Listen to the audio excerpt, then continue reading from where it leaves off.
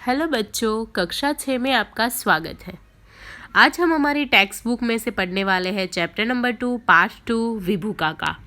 Okay, अब आगे आगे आप उसकी स्टोरी देखिए और उसके साथ में थोड़े एमसीक्यू भी भेजने वाली हूँ जो आपको होमवर्क में करने हैं। इतने वर्षों बाद उन्हें देखा तो पहचान न पाया। ऊपर से नीचे तक विभू का एकदम बदल गए थे। पहले कोट पैंट पहना करते थे, टाई भी लगाना नहीं भूलते थे, जूते भी चमचमाते हुए होते थे। किंतु अब विभू का कुछ दूसरे ही लगते थे, एकदम बदले बदले। खादी का कुर्ता पाजामा, साधारण सी चप्पलें, सिर के बाल भी छोटे छोटे। लगता था ये विभू का कोई और हैं।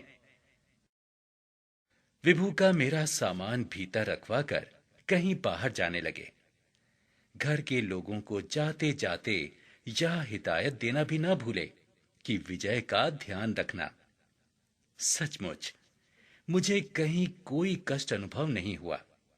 मैं आश्चर्य से काका का यह अनोखा संसार देख रहा था। मैंने देखा दो दो ट्रैक्टर चल रहे थे। घर के पास ही पशुओं के बाड़े में दो गायें बैठी जुगाली कर रही थीं। सामने हरी भरी सब्जियों की बगीची थी। दूर लहलहाते खेतों के उस पार बहुत बड़ा फलों का बगीचा था। काका का यह नंदन वन मुझे बड़ा लुभावना लगा। सारे लोग अपने अपने काम में जुटे थे। विभूका ने अमेरिका में कृषि विज्ञान की पढ़ाई की थी। उन्होंने धान और गेहूं की ऐसी नई किस्में तैयार की थीं जो कम वर्षा वाले क्षेत्र में आसानी से उग सकती थीं। इन खोजों के लिए सरकार की ओर से उन्हें कई पुरस्कार प्राप्त हुए थे। अक्सर वे यूरोप, अमेरिका की यात्रा पर निकल जाते थे। वहां बड़े बड़े भाषण दिया करते थे। सफलता उनके कदम चूमती थी। विदेश में बसने के लिए उन्हें वहां की सरकारों ने बड़े बड़े प्रलोभन भी दिए थे। किंतु काका को तो अपना ही देश प्यारा था। अपने ही देश के किसानों की सेवा करने की उन्होंने ठान ली थी।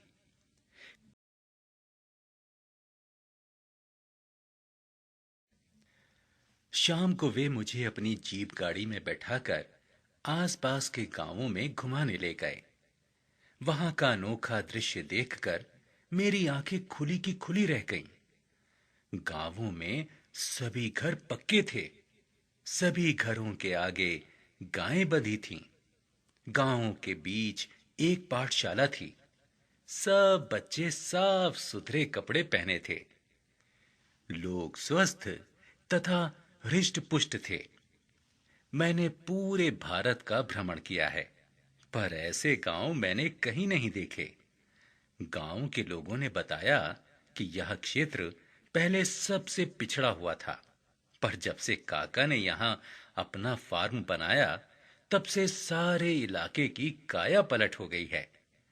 काका ने खुद घर घर जाकर समझाया कि खेती कैसे करें जिससे अन्न की पैदावार बढ़े। वे सबको बताते हैं स्वच्छ रहने से क्या क्या लाभ हैं, आए दिन की बीमारियों से छुटकारा कैसे मिल सकता है और बच्चों को पाठशाला क्यों भेजना चाहिए।